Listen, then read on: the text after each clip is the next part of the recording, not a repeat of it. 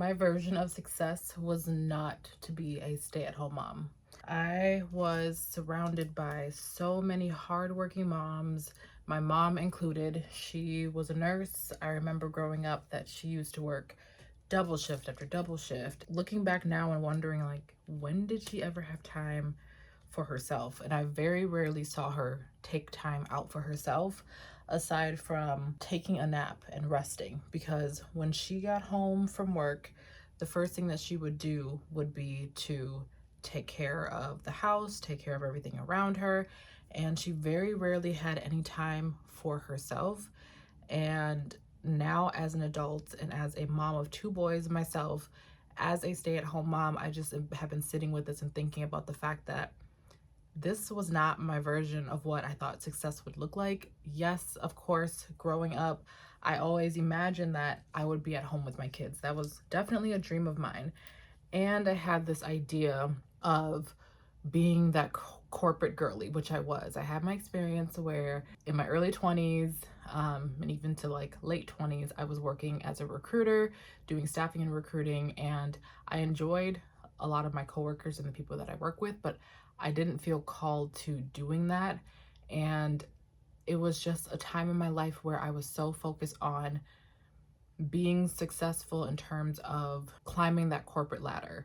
And so now being at home with my kids full time, it's been such a huge identity shift for me, and just being able to wrap my brain around the fact that yeah, I'm actually home with my kids full time.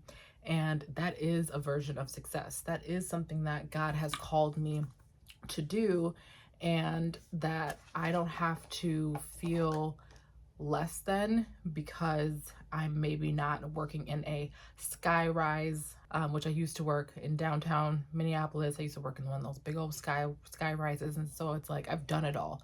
I've climbed that space. I had the whole plan of having the blazers and the pencil skirts, all those different things. Like that's what I had envisioned as success. And I definitely experienced that, and it was torture. It was actually torture for me. I feel like after the 1 millionth time of crying in a bathroom stall, God was making it so clear to me that this is not where I want you. I believe that I met a lot of people. It definitely strengthened me as an individual.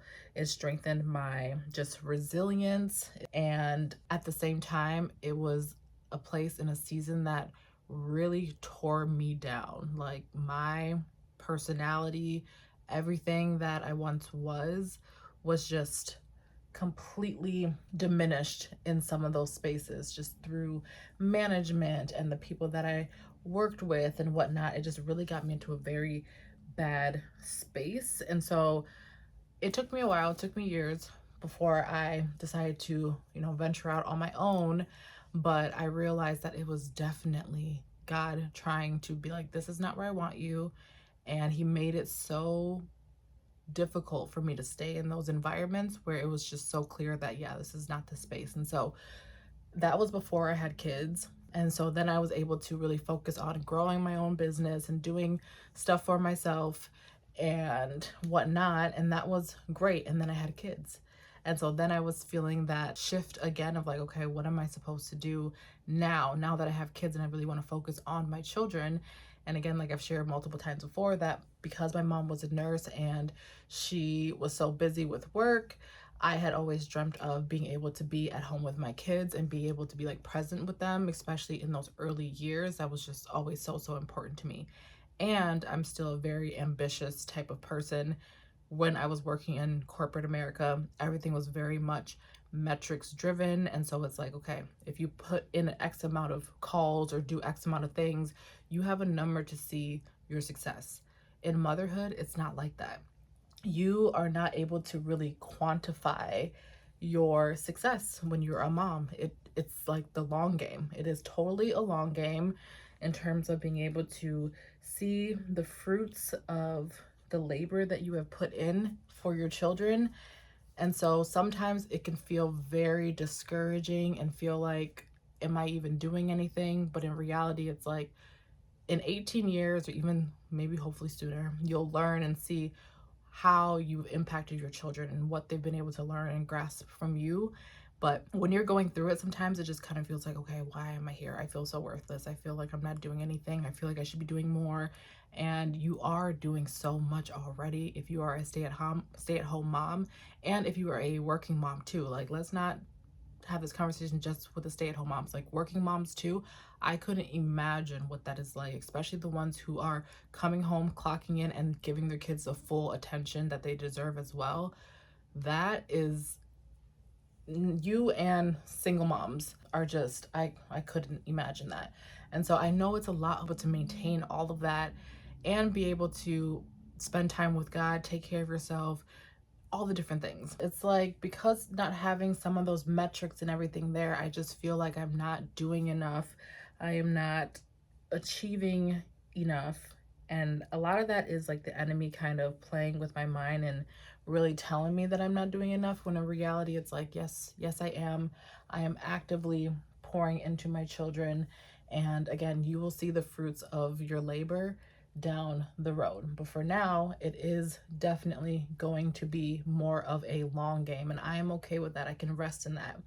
And I just believe the Lord is really teaching me a lot in this season about patience and just not having that instant gratification that I thought that I wanted. And it's like, this is a different version, a different way of what success looks like now. And I've had to really learn and make peace with, yes, I'm not about to be this corporate baddie anymore. Well, not a baddie anymore in general, in that sense of the word. I'm a baddie who loves Jesus, okay? But that's just not my story anymore. And so I just never envisioned that this would be what success would look like for me now. And once you're able to just recognize that and realize that, hey, this is successful to me, that's all that matters. As long as God deems it as successful, then nothing else should matter. And it's very difficult when you are on social media, doom scrolling, looking at other people's lives and comparing what God has placed in front of you to other people and saying that, oh, that is what success looks like. But it's like, success to who? Compare to who? Like, who are we holding this up against? And so I know I struggle with that a lot. And even like last night, I was having that moment too, where I'm like, what am I doing? I should be doing more. And God had to really check me, which is why I'm recording this video now, because I'm like, someone else needs to hear this.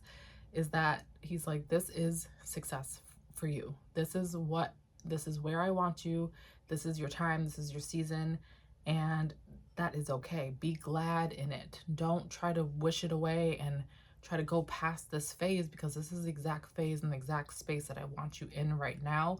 And the more that you are wishing it away is me essentially telling God, like, you don't know what you're doing. And that is just so self-righteous of me to really think and feel that way. Whether I say it out loud, I'm saying it with my actions and my thoughts. And maybe that might be something that you can relate to as well. And so I know for me, when God had removed all of, the corporate space, all the work and all those different things, it essentially was like it removed my worth and what I was deeming worthy at that time. Because at that time for me, I was deeming the metrics and all those different things as what was considered worthy and considered. I'm gonna do this side of my head first, I think. Actually, no, we're gonna finish this side. What I was just considering and deeming as worthy. And it's like, God's like, no, I'm gonna take all these things away from you so that way you can actually see that your real worth lies in me, not in how many calls that you can make, not how many hires or placements that you can do. And this was when I was working as a recruiter and just thinking about like how many placements, how many people I was able to get jobs, and what my commission checks look like, all those different things that I was so focused on, and that is what determined my worth. God had to strip all of that down for me to see that my worth is only in him, truly.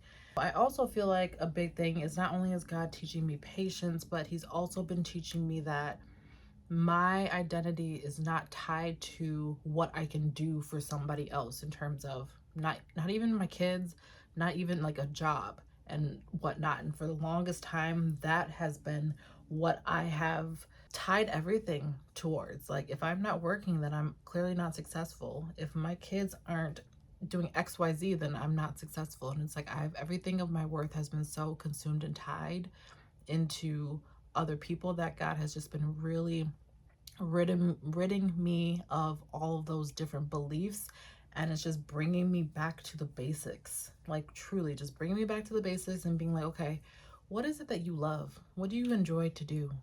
Let's kind of get back to the root of it all. Let's get back to who I had originally called you to be before you got so consumed with what success looks like in your eyes.